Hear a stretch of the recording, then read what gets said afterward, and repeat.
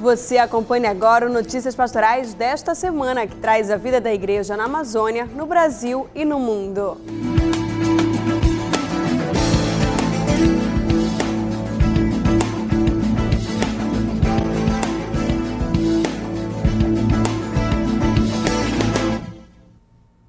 Olá! Esta semana, nossa Arquidiocese de Belém esteve em festa pelo aniversário de Dom Vicente Joaquim Zico, arcebispo emérito de Belém. Dom Vicente completou 87 anos de vida e as homenagens pela passagem de seu aniversário começaram ainda na última sexta-feira, com um momento festivo entre os funcionários da Fundação Nazaré de Comunicação. Uma missa presidida por Dom Vicente deu início à homenagem. Dom Vicente, que é fundador da Fundação Nazaré de Comunicação, passou 24 anos como titular da Arquidiocese de Belém. Já são mais de 34 anos de episcopado. Durante a homilia, o arcebispo emérito falou com humildade do início de sua vida como bispo e da importância dos meios de comunicação da Arquidiocese. Aproveito essa lembrança para agradecer a vocês aqui essa atenção carinhosa desta missa em que a gente está celebrando os jovens 87 anos. Ao final da missa, recebeu homenagens. Dom Vicente, não só como o fundador dessa obra, a gente imagina a alegria do seu coração quando Deus o inspirou a construir essa obra e a coragem que lhe deu para tanto. É uma alegria muito grande para mim estar trabalhando aqui agora, porque poder representar todo mundo, falar quanto o Senhor nos inspira, quanto a sua trajetória, os seus ensinamentos nos auxiliam no nosso dia a dia. Muito obrigada por tudo, parabéns, esteja conosco muitos mais outros anos. Dom Vicente destacou também algumas realizações do período em que era titular da Arquidiocese, entre elas a Fundação Nazaré. Do tempo em que estive à frente da Arquidiocese de Belém, eu destaco, em primeiro lugar, com toda a sinceridade, o que nós temos como Fundação Nazaré. O que é realmente a comunicação, o que é a apresentação da igreja por meio da comunicação, o que a própria comunicação significa por tudo aquilo que é transmitido pelo jornal, pela rádio e pela TV Nazaré. O povo de Belém, sempre que tem uma oportunidade, manifesta seu carinho por Dom Vicente. Para ele, a recíproca é verdadeira. Eu recebo, primeiramente, muito agradecido e às vezes emocionado, mas posso dizer que a este carinho do povo de Belém para com a minha pessoa, eu devo responder e respondo também com a maior amizade, eu digo, um amor muito grande a esta terra e a este povo.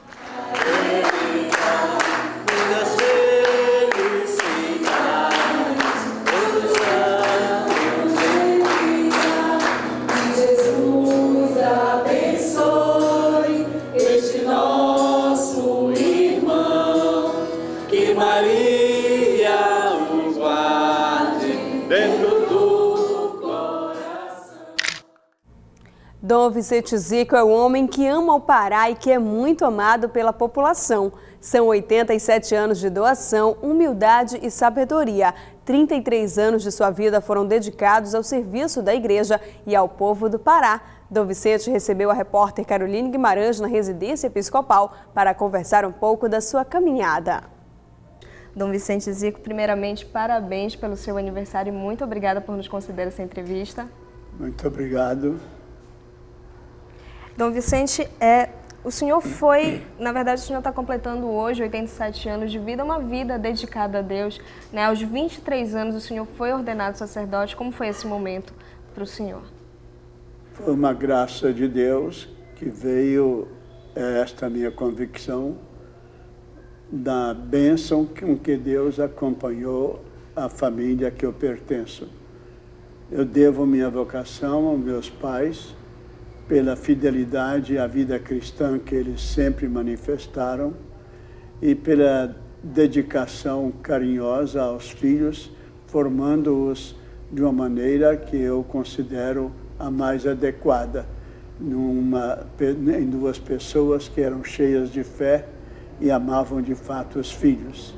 Somos 8 e 4 homens, dos 4, 3 sacerdotes. O primeiro depois se tornou também bispo e eu, mais tarde, bispo para Belém do Pará.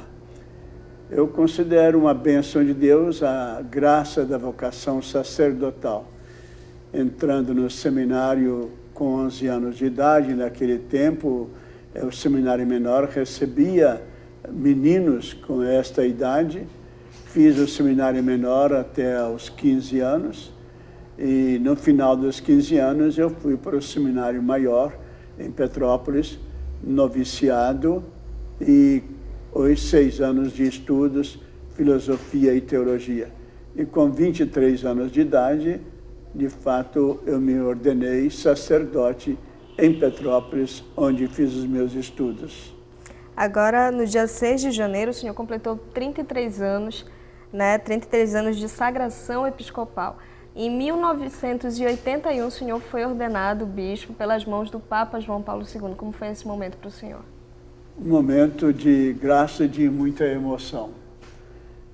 De fato, eu trabalhava em Roma como conselheiro-geral da Congregação dos Padres de São Vicente de Paulo e, sem esperar, é claro, trabalhava já eleito para o segundo mandato de 6 anos, mas apenas 6 meses depois de reeleito, fui chamado ao Vaticano e lá me informaram que o Santo Padre João Paulo II me nomeava arcebispo coadjutor de Belém do Pará.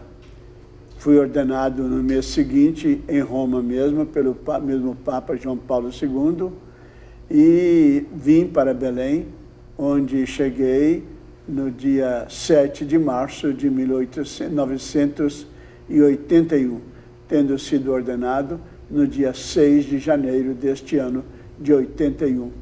Aqui estou, portanto, há 33 anos, graças a Deus e graças à bondade com que o povo sempre me trata e graças à beleza do ministério que eu tive a exercer nesta arquidiocese. Como foi a sua chegada a Belém? Uma chegada simples. Eu não conhecia Belém, a não ser de passagem ainda, e tive a felicidade de conhecer. Comecei visitando a Basílica de Nossa Senhora de Nazaré. Ali estive com Dom Alberto Ramos e rezando um pouco diante do altar de Nossa Senhora de Nazaré. Dali vim para casa, para o arcebispado, a residência de Dom Alberto Ramos. Convivi com ele 9 anos como seu coadjutor e depois de 9 anos ele completava 75 anos e renunciava ao governo da arquidiocese e eu, das suas mãos, recebia o báculo e começava a minha missão de arcebispo de Belém, e onde fiquei 14 anos com este governo da arquidiocese de Belém. Assumiu em 1990, sucedendo, portanto, Dom Alberto Ramos, né? Como foi assumir para o senhor arquidiocese? Eu assumi primeiro com uma cerimônia simples e emocionante. Na sala de entrada do arcebispado, Dom Alberto fez um pequeno discurso e me entregava o báculo da arquidiocese, do governo da arquidiocese, e com a emoção que eu tive, ele se colocava de joelhos, dizendo: quero receber a sua primeira bênção como arcebispo de Belém. E ali de joelhos recebeu a minha bênção.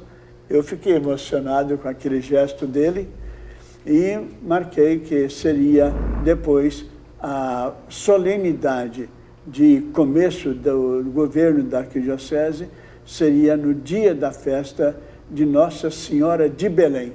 Foi em setembro, 1º de setembro, do mesmo ano de 1990. Hoje o senhor é arcebispo emérito de Belém, estabeleceu residência na capital paraense.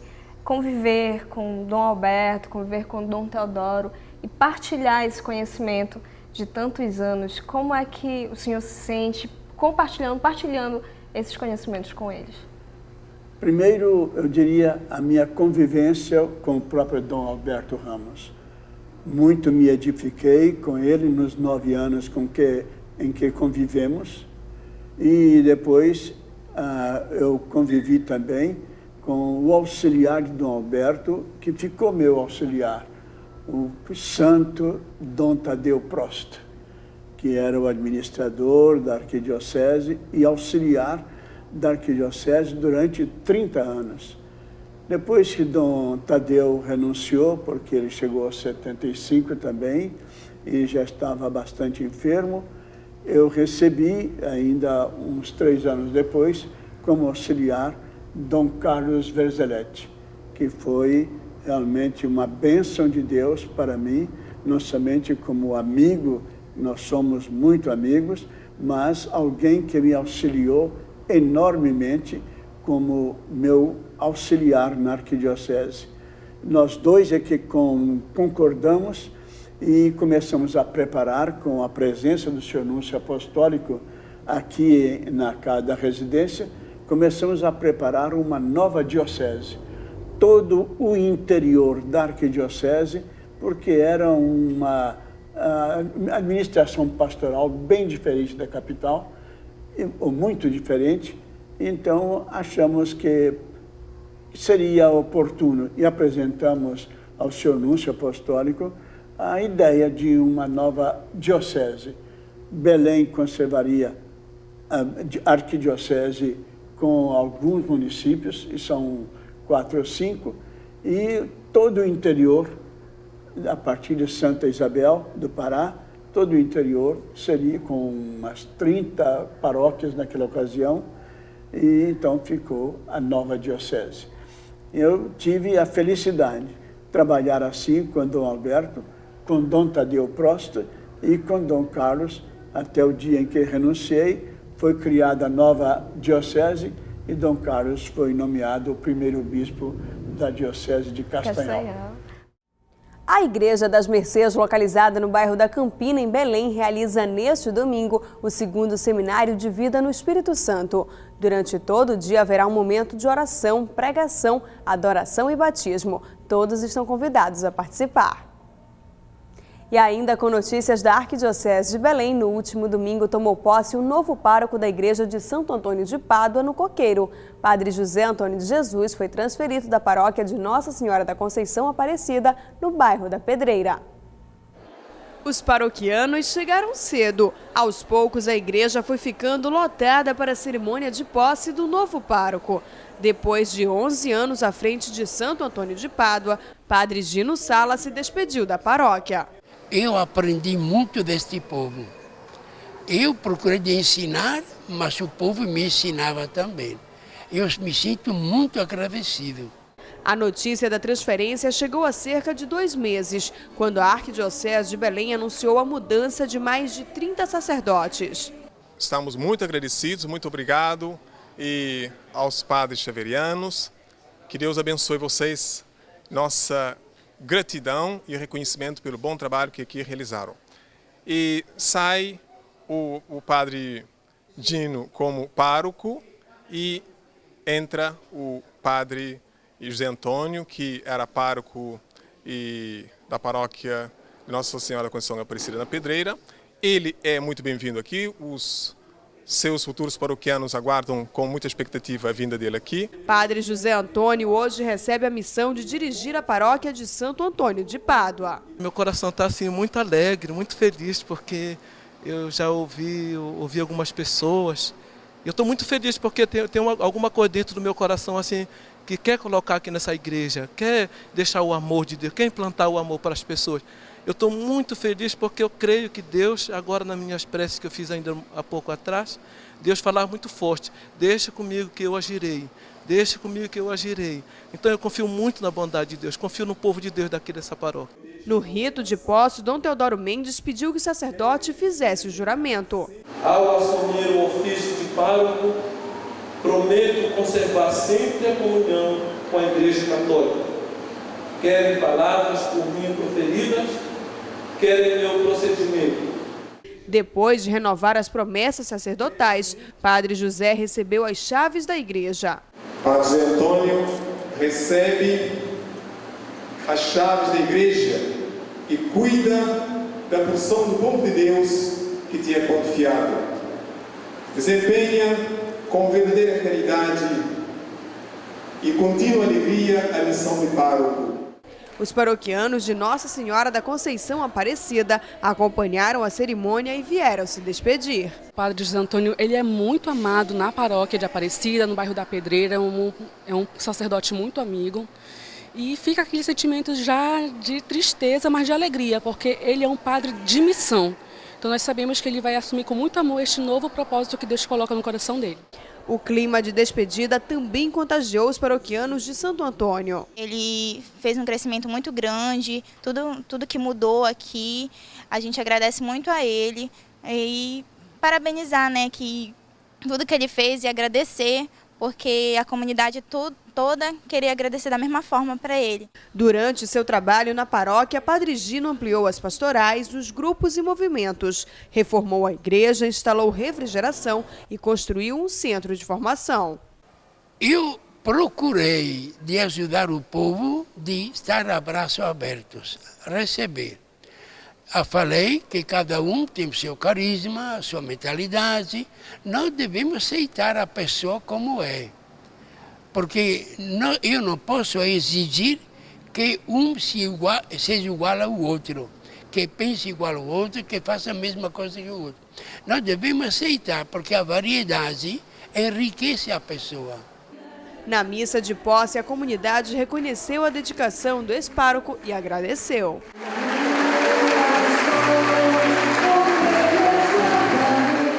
Agora, Padre José Antônio recebe uma paróquia estruturada, animada e ansiosa para continuar o trabalho. O nosso coração também está aqui assim muito apertado, mas estamos felizes, porque é essa caminhada, a caminhada da igreja, a caminhada de Deus, é isso.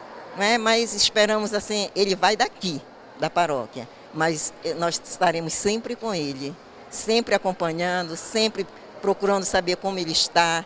E também aqui acolhendo o novo pároco de uma forma grandiosa, porque ele merece isso.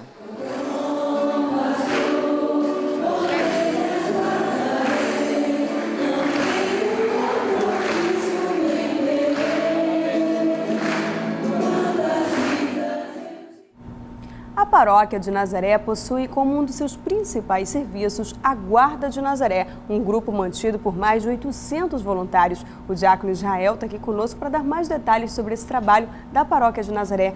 Diácono, a gente sabe que os guardas eles são muito vistos em função da força física, o exercício que eles fazem durante o Círio de Nazaré, mas na verdade esse trabalho vai muito além. O ano inteiro vocês têm atividades? O ano todo. O Círio ele é de ano a ano, mas durante cada Círio a nossa atividade ela continua. Os nossos encontros, reuniões, atividade na paróquia e também na própria arquidiocese, a atividade da Guarda de Nossa Senhora Nazaré é constante. E essa atividade ela é muito focada, diácono, na espiritualidade. O senhor é o diretor espiritual da Guarda de Nazaré. Isso. Essa parte assim, a guarda muitas vezes ela é vista assim como se fosse até mesmo uma pessoa que foi contratada. E muita gente pergunta sobre essa situação, como se fosse um vigilante, ou até mesmo comparado a uma polícia, ou uma milícia, mas a guarda, na verdade, não é isso. A guarda são homens de fé que se colocam à disposição de Deus e de sua igreja para poder ser voluntário dentro de um trabalho maravilhoso de evangelização e também esse trabalho que é reconhecido agora, né, do Círio de Nossa Senhora Nazaré. Mas não para somente aí. O trabalho da guarda, ele se espelha mais no Círio, mas ele se prolonga durante todas as atividades que acontecem na Igreja Católica, principalmente aqui em Belém do Pará. E para justamente conseguir congregar todos esses homens, trazer esse trabalho de espiritualidade, vocês realizam o quê? São vários encontros durante o ano? Durante o ano todo nós temos encontro sempre segunda quinta-feira e na quarta quinta-feira do mês. Mas durante o período do ano nós colocamos alguns domingos, este ano vai ser 5 domingos, e nós vamos colocar a espiritualidade, onde participa não somente o guarda em si, mas a família da guarda também. Tem toda uma preparação espiritual, porque para ser um homem de fé tem que ter esse momento de preparação realmente interior e exterior. Ele é chamado para dar um exemplo de Cristo na sua própria vida, por amor a Maria, mas um exemplo de Cristo na sua própria vida, sendo um bom pai, uma boa pessoa, um bom marido, um bom filho, sendo um bom guarda. O guarda realmente de coração é aquele que é guarda em todos os lugares que se encontra.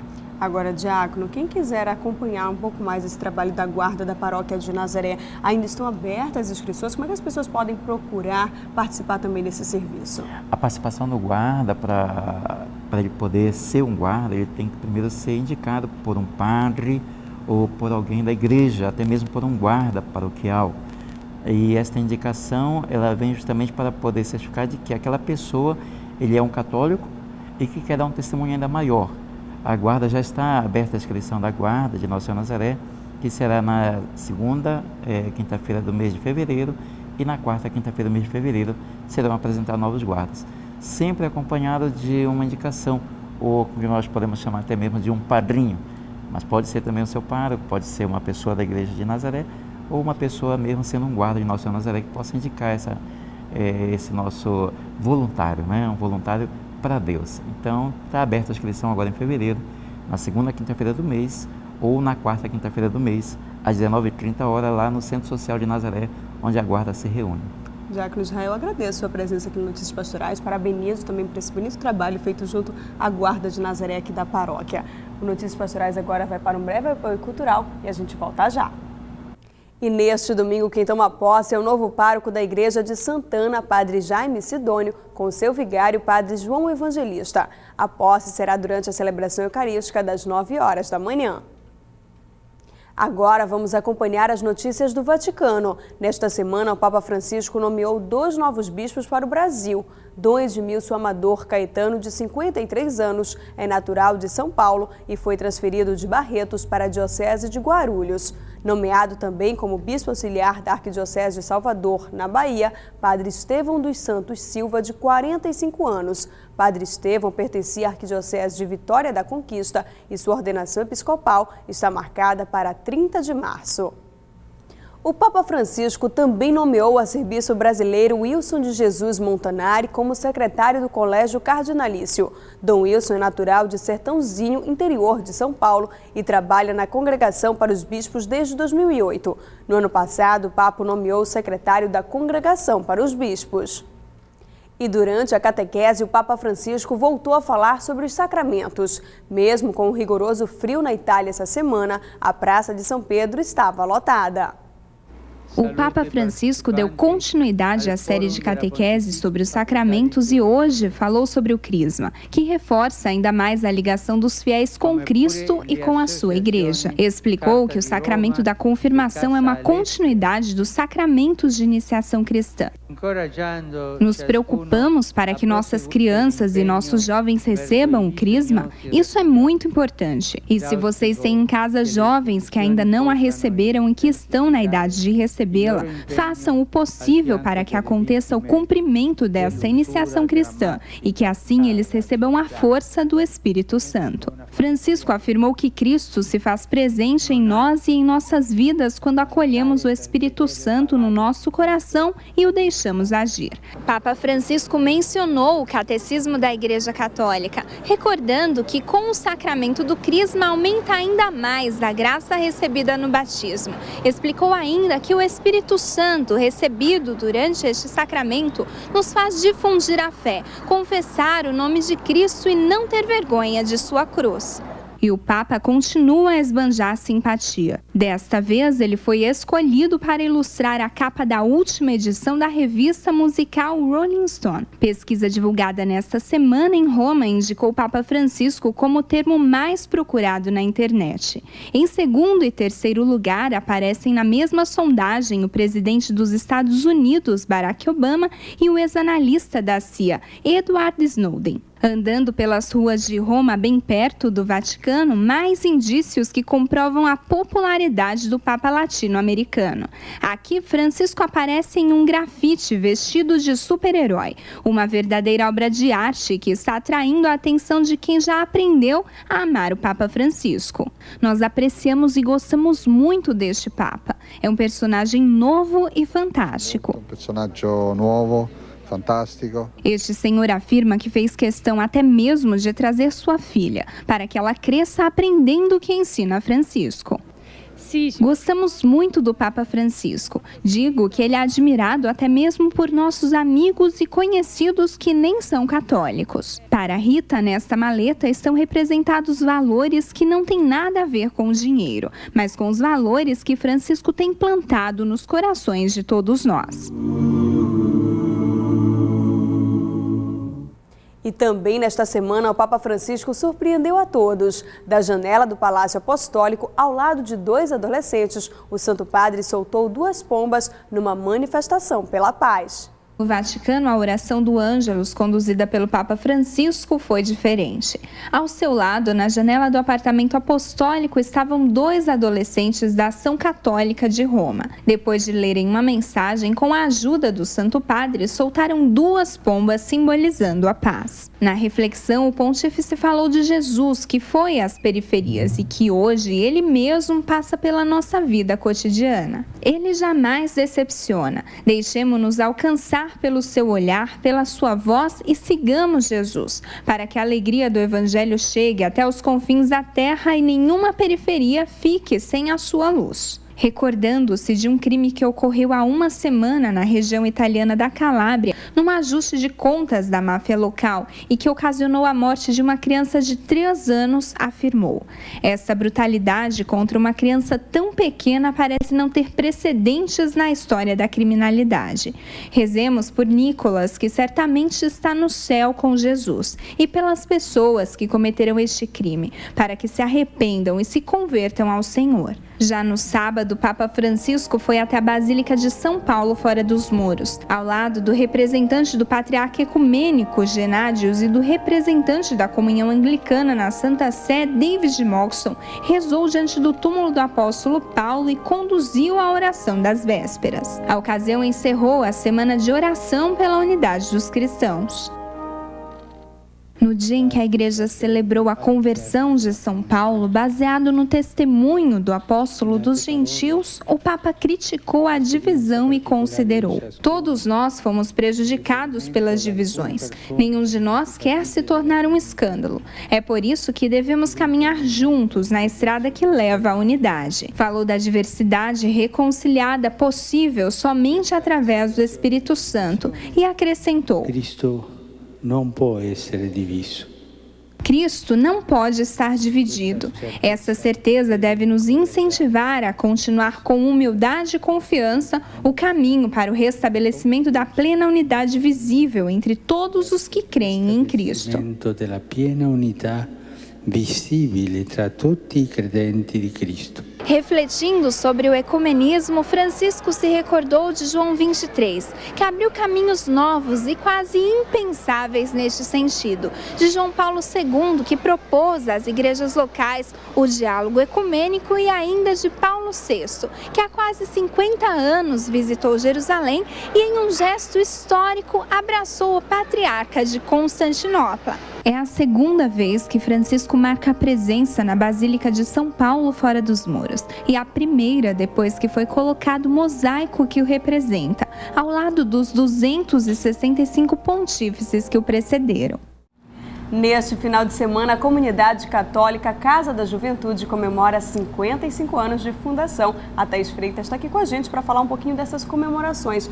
Thaís, o final de semana inteiro vai ser de festa para a comunidade, porque é um momento bem especial. Com certeza. Nós somos uma comunidade muito alegre, então um momento de aniversário exige, né, essa comemoração. A gente tem uma programação para todo final de semana para que a gente possa comemorar bastante. E fala para a gente, então, como é que vai acontecer essa festa toda? Bom, ao longo do sábado nós vamos estar reunidos em comunidade pela parte da tarde, e à noite a gente programou um momento bem especial com o show da banda Caju, que vai ser lá no Teatro Gasômetro a partir das 19 horas da noite. Então a gente já deixa o convite, todo mundo que quiser estar conosco lá também está convidado. E no domingo nós já vamos ter a nossa missa em celebração a esse aniversário, ação de graças por mais este ano da comunidade, que vai acontecer pela parte da tarde, às 17h30, lá na Caju mesmo. Thaís, vamos conhecer um pouquinho mais da Caju. Fala pra gente desse trabalho exercido por essa juventude de Belém. Bom, a gente já tem aí 55 anos de história trabalhando com a juventude. O carisma da nossa comunidade é levar a alegria da ressurreição em todos os lugares em que nós estivermos. Então a gente ali na comunidade aprende, se forma para que a gente possa levar essa alegria da ressurreição para as nossas famílias, para os nossos ambientes de amigos, para o nosso trabalho, para o nosso local onde a gente estuda, para que a gente possa disseminar essa alegria mesmo da ressurreição de Cristo. Thaís, a gente sabe que a comunidade ela foi fundada pelo Padre Raul. Até hoje ele está junto com vocês, ele continua exercendo esse trabalho? Tá sim, o Padre Raul ele é um grande entusiasta, ele parece que a cada ano mais jovem, mais cheio de energia, de alegria, e ele continua nos motivando, né? Por incrível que pareça, a gente pensa que os jovens é que levam alegria para ele é que traz muita alegria para a gente, para a nossa vida. Agora, a gente sabe que nesses 55 anos aí de trabalho, vocês também têm uma comemoração especial, estão trabalhando, né, para inaugurar uma nova capela, uma nova casa que vai atender muito mais gente. Fala pra gente sobre isso. Isso tem sido um momento muito especial pra gente. A nossa comunidade, o nosso prédio da comunidade ficou pequeno para todas as pessoas que nos procuravam. E aí a gente começou com esse sonho, a gente já está nessa construção, já vai fazer quase 5 anos, construindo uma igreja bem maior, onde vai caber quase 500 pessoas. Né? A gente quer chamar mesmo a juventude de Belém para lá. E o mais especial desse ano é que a gente está querendo inaugurar ela agora, no dia da canonização de João Paulo II, que vai ser o nome da nossa igreja. Agora, então, vamos convidar as pessoas que estão nos assistindo a também contribuir, né, para a nova capela, para que ela possa ser inaugurada esse ano e esse aniversário que acontece nesse domingo. Com certeza, estão todos convidados para estar conosco celebrando nesse final de semana os 55 anos da Caju. E também nos ajudar, né? A gente precisa bastante, gente. Então, se você de repente tiver material de construção que sobrou da sua obra, quer nos doar, entre em contato conosco. A gente tem o nosso site com todas as informações que você pode nos ajudar, que é o www.comunidadecaju.com.br. Obrigada, Thaís, pela sua presença aqui no Notícias Pastorais. A gente deseja um ótimo aniversário para a comunidade, para todos esses membros aí, que esse trabalho continue. O Notícias Pastorais agora vai para um breve apoio cultural e a gente volta já. Voltando a falar da Arquidiocese de Belém, nesta semana, Padre Antônio José Garcia, pároco da paróquia de São Lucas Evangelista, no conjunto Guajará 1, nos deixou. Padre Garcia, como era conhecido, faleceu vítima de infecção pulmonar. O sacerdote tinha 63 anos e durante muitos anos foi pároco no município de Santa Maria do Pará. Ele também trabalhou na paróquia de São Judas Tadeu, em Belém. Há 2 meses ele sofreu um AVC. Padre Garcia foi enterrado em Santa Maria do Pará, onde residem seus familiares. A paróquia da Santíssima Trindade em Belém vive um ano especial em preparação para o aniversário de 2 séculos de criação. Nesta semana, os Correios lançaram um selo comemorativo para celebrar a data. A repórter Caroline Guimarães conversou com o padre Ronaldo Menezes sobre essa comemoração. Larissa, no dia 1º de junho, a Igreja da Trindade completa 200 anos de história. Para falar sobre esse tempo todo, nós conversamos agora com o padre Ronaldo Menezes, que é pároco aqui da Trindade. Padre, muito obrigada por conversar conosco. Existe toda uma preparação para essa grande comemoração de 200 anos, não é isso? Porque em Belém são poucos os prédios com esta idade. E são poucas as instituições que podem celebrar 200 anos como esta igreja. Então, foi pensado um ano todo, um ano jubilar, para que neste ano várias programações fossem cumpridas, realizadas, com palestras, conferências.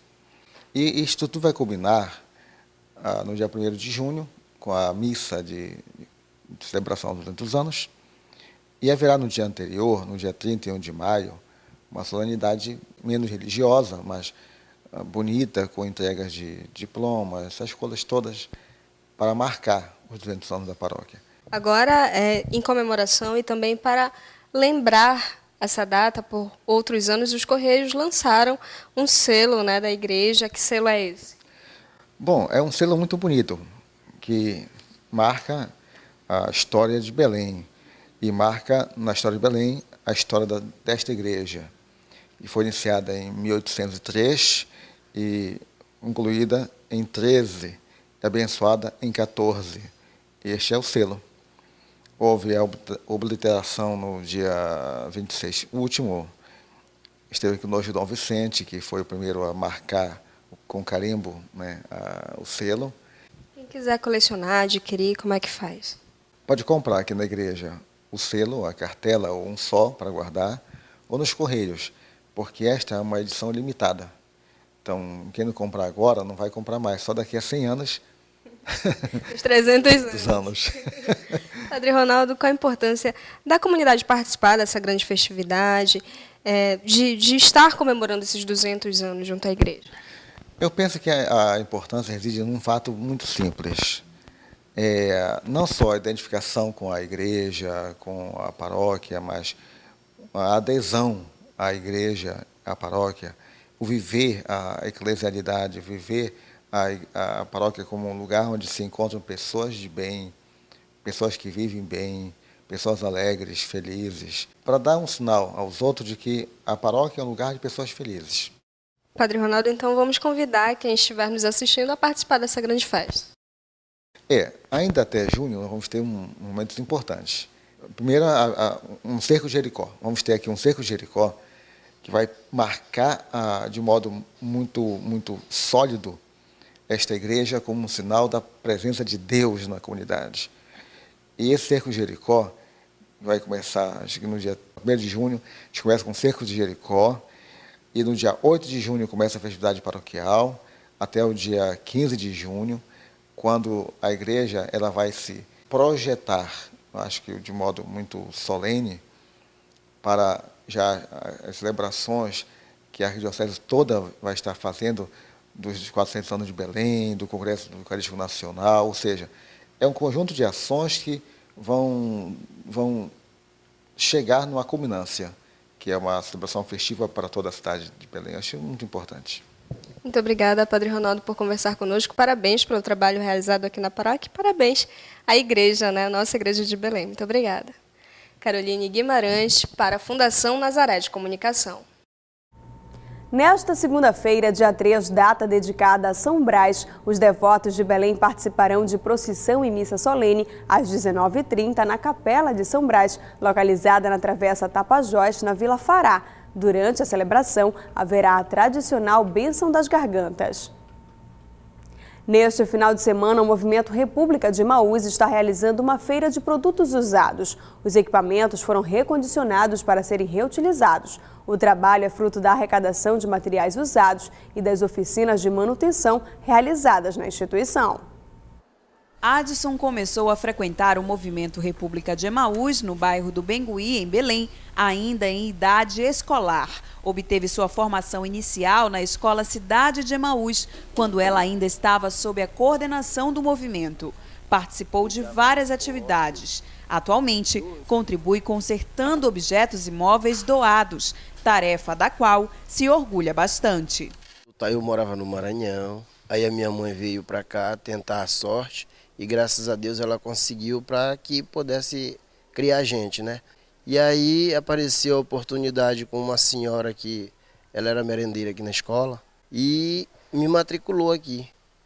Aí através de mim já veio minhas irmãs e todos os meus irmãos. Começamos a trabalhar aqui, aí eu vim primeiro trabalhar na horta.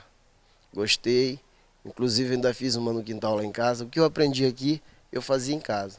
Os materiais podem ser doados diretamente no movimento e também são arrecadados durante a chamada Grande Coleta de Emaús, com a participação de voluntários em um grande mutirão anual. Este ano, a ação está prevista para acontecer no último domingo de setembro. Cerca de 300 crianças são atendidas diariamente pelos projetos no Emaús. Os recursos para essas atividades vêm da contribuição de sócios solidários ou das feiras de materiais reaproveitados. Até o que não pode ser recondicionado também gera recurso, vira sucata e vai para a reciclagem. Garantia de direito para as famílias, crianças e adolescentes que nós atendemos, né, que é a nossa missão, né, da qualidade de vida para as crianças e adolescentes. E o segundo é a captação de recurso. É garantir recursos próprios para manutenção diária da instituição, qualidade com as crianças e adolescentes que atendemos diariamente nas várias oficinas, como capoeira, como dança, musicalização. Fundado há mais de 40 anos pelo padre Bruno Sec, o movimento realiza oficinas de música, dança, capoeira e cursos profissionalizantes como informática e manutenção de computadores. Além das atividades de arte e educação, o Emaús possui um centro de defesa dos direitos das crianças e dos adolescentes. O objetivo de gerar renda é mas o maior é as crianças.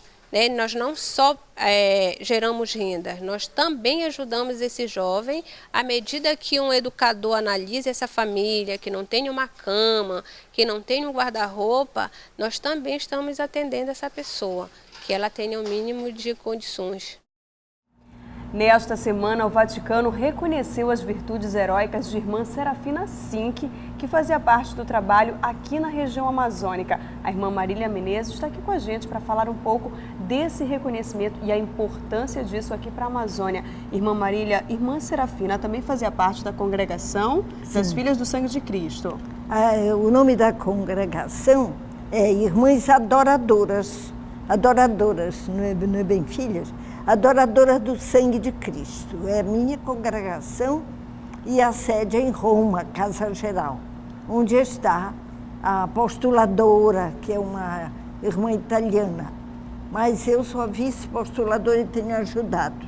E fale pra gente como é que a senhora vê esse reconhecimento. A senhora que também trabalhou, né? Entrou com todo esse processo junto ao Vaticano. Foi importantíssimo, porque se não fosse o Papa confirmar com um decreto essas virtudes heróicas, nada adiantaria. O estudo feito por teólogos, cardeais e bispos. Este estudo foi baseado em dois grandes livros constantes do processo da irmã Serafina Cinque, que nós começamos em 2000, no ano de 2000, em Manaus, onde ela morreu. Agora, a irmã Serafina, para quem não conhece, ela trabalhou aqui na Amazônia, também aqui na região de Altamira, aqui no estado do Pará. Ela era amazonense e sempre se dedicou a essa causa, a cuidar principalmente dos miseráveis, como a gente chama. Isto. A irmã Serafina se preocupou, antes mesmo dela ser freira, ela já era consagrada a Deus, uma mulher toda de Deus, como se diz. Se formou em professora e em enfermeira e deixou de ser uma grande latifundiária, como eram os seus pais. Trabalhavam em Seringal e em Cacau, no interior do Amazonas. Vieram para Manaus e aqui ela deixou tudo e queria ser freira. Quando as irmãs norte-americanas chegaram, a levaram. E ela terminou os estudos nos Estados Unidos, voltou a Manaus. Foi aqui que ela se tornou religiosa e aí intensificou os seus trabalhos no interior do Amazonas. Depois é que ela veio para Altamira. E como é que a senhora consegue falar um pouquinho para a gente dessas virtudes heróicas? O que vocês citaram nesse processo junto ao Vaticano para que fosse aprovado? Ótima pergunta, Larissa. As virtudes heróicas são... A começar, são as virtudes chamadas teologais, fé, esperança, caridade. Não pode vacilar nestas virtudes. Quem tem uma grande fé, uma grande esperança, uma grande caridade, como esta nossa irmã teve. Ela amava tanto a Jesus, a Deus, ela dizia, como Deus é bom. Tudo ela achava que era Deus que mandava os dons, os bens que ela recebeu para construir a Casa Divina Providência. Então, fé, esperança e caridade, que é o amor a Deus. Além disto, tem as virtudes chamadas prudência, justiça, fortaleza e temperança, também muito, muito importantes. Aí, as virtudes de uma religiosa, os votos que nós fazemos, como o voto de obediência, castidade e pobreza. Agora, irmã Marília, só para a gente finalizar, esse reconhecimento agora das virtudes heróicas, qual é o próximo passo? A gente pode esperar futuramente até uma beatificação? Sim, com este reconhecimento do Papa, a irmã Serafina passa a ser conhecida como venerável, que é um passo, é um título que a igreja dá, em que se diz, o povo todo do mundo inteiro pode rezar pedindo a ela graças. E então se venerável irmã Serafina. Agora, se ela obtiver, Deus fazendo um milagre por intercessão de irmã Serafina, ela passa a ser beata, ela é beatificada. E depois mais um milagre para a canonização. É o que nós esperamos com o auxílio de Deus. E você, querido ouvinte, que é telespectador, pode se dirigir a mim. Depois você repete, Larissa, mas o meu e-mail é mmenezes@ascbrasil.org.br. Pode se dirigir a mim. E eu moro na Cidade Velha, na Rua Tomásia Perdigão.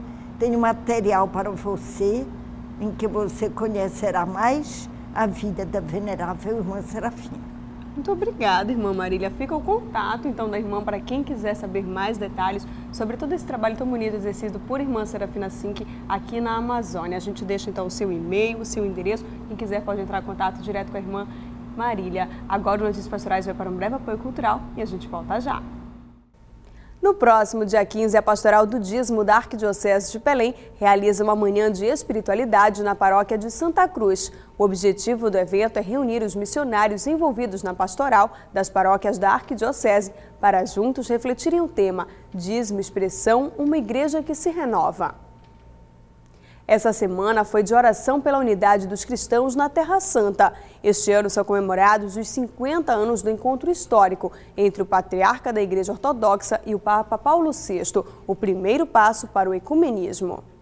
No início do primeiro milênio da história da Igreja, diferenças culturais e religiosas entre o Ocidente e o Oriente motivaram diversas discordâncias entre Igreja Católica Apostólica Romana e Igreja Ortodoxa Católica Apostólica do Oriente, ao ponto de chegar ao rompimento total, o chamado Cisma do Oriente. A partir de então, diversas tentativas de reconciliação fracassaram. No século XX, Paulo VI, durante o Concílio Vaticano II, recuperou o diálogo entre as duas igrejas. Hoje, a Igreja Católica respira com 2 pulmões. E apesar dos desafios para a comunhão serem muitos, a graça que parte da Terra Santa é uma riqueza para toda a humanidade. Acredito que durante o Concílio Vaticano II, esta atmosfera já estava sendo criada e foi por isso que este encontro se tornou possível e deu um verdadeiro sentido a ele. Não foi um gesto casual, foi algo pensado. Foi também uma resposta concreta e imediata a algo novo que já estava para acontecer. Em Jerusalém, a Semana de Oração pela Unidade dos Cristãos é uma das iniciativas que acontecem ao longo do ano. As celebrações são animadas de acordo com o rito litúrgico de cada igreja, reflexo da história e cultura de cada uma delas. As orações e leituras são feitas em diversos idiomas para destacar a universalidade da fé. O ecumenismo já faz parte do dia a dia dos cristãos da Terra Santa. As vantagens e as limitações do ecumenismo são reconhecidas, mas pelas autoridades eclesiásticas, porque o tempo e a história têm feito surgir uma igreja rica em diversidades litúrgicas e tradições. Eu penso que para a unidade dos cristãos, uma das coisas mais importantes são as orações pela unidade. E não somente as orações realizadas nos eventos formais. Elas precisam penetrar profundamente em nossos corações. Algo interessante se notar é que muitos de nossos leigos sentem mais unidade do que nossas lideranças. Eu penso que as lideranças da igreja precisam algumas vezes seguir o povo leigo, que sente um senso de que, estando unidos ou não, os cristãos aqui são a minoria, e suas divisões são um grande obstáculo para a realização da própria missão e sobrevivência. Nós somos separados, mas isso se deve a fatos históricos e jogo de interesses.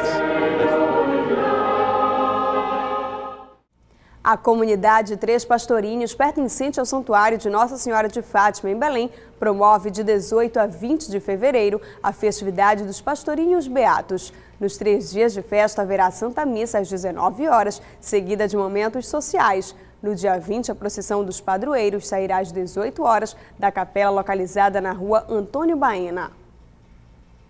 Um concurso de piano em favor da paz reuniu jovens talentosos na Terra Santa.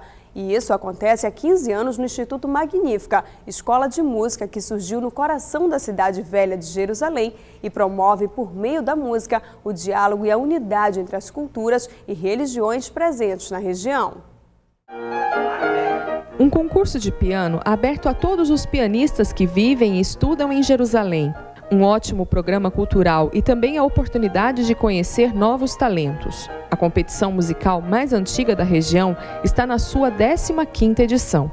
Um júri faz a seleção e os vencedores participam de um concerto. Os membros do júri são professores de piano em instituições musicais famosas na Terra Santa ou no exterior. A competição deste ano homenageia um santo padroeiro da Confederação Suíça, principal patrocinadora financeira do evento. O Instituto Magnífica é uma das obras sociais da Custódia da Terra Santa. Aqui estudam judeus, israelenses, árabes cristãos e muçulmanos. Todos juntos, unidos, cantam e tocam a mesma canção, porque o que os une é a paixão pela música. A educação musical está crescendo, principalmente na Palestina, e com ela a necessidade de novos professores bem qualificados. O concurso de piano, promovido pelo Instituto Magnífica, incentiva a formação de músicos que estão começando a carreira profissional como intérpretes e professores. A escola teve esse reconhecimento muito importante. Até os dias de hoje, para os estudos acadêmicos, os jovens precisam ir para a Itália e lá recebem um certificado de formação. Um dos nossos estudantes permaneceu por lá durante 3 anos, sendo formado em órgão e sendo ajudado pela Custódia da Terra Santa. Hoje, este jovem presta um serviço para a comunidade local como professor de outros jovens. Atualmente, a escola conta com cerca de 200 alunos, 18 professores e oferece aulas de piano, violino, outros instrumentos clássicos e populares, além de canto coral e história da música.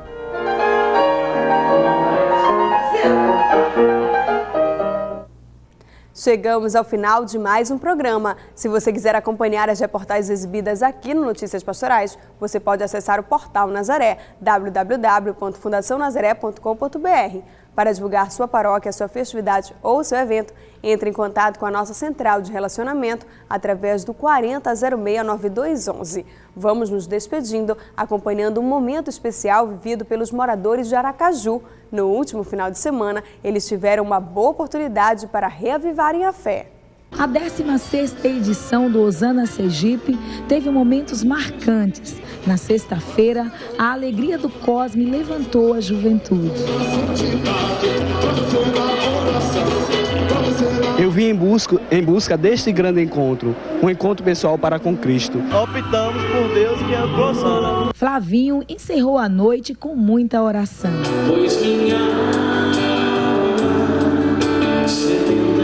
Sábado, o público dançou e louvou com o missionário Shalom. E adorou com Tony Allison. Libera tua unção de cura nesse lugar. No domingo, o evento começou com a Santa Missa e contou com a presença de autoridades da capital. Sem Deus, nada disso teria acontecido. O Osana Sergipe encerrou em grande estilo com Adriana Arides. Amor que invadiu o meu coração. Depois de 3 dias de muito trabalho e dedicação, fica a certeza de que o Evangelho foi anunciado e superou todas as expectativas. Nós esperávamos 15 mil pessoas, extrapolamos esse público que era esperado, né? Tudo isso para a glória de Deus. O Osana é um milagre de Deus, tanto a nível espiritual, quanto a própria estrutura desse evento. um evento grandioso, né? E na Canção nós somos pobres. Nós somos pobres ainda na Providência, mas graças a Deus tudo concorreu, né, para que tudo acontecesse, segundo a vontade do nosso Senhor. E que venha o Hosana Sergipe 2015. A todos, obrigada pela companhia, um ótimo final de semana. A gente se encontra no próximo programa. Até lá!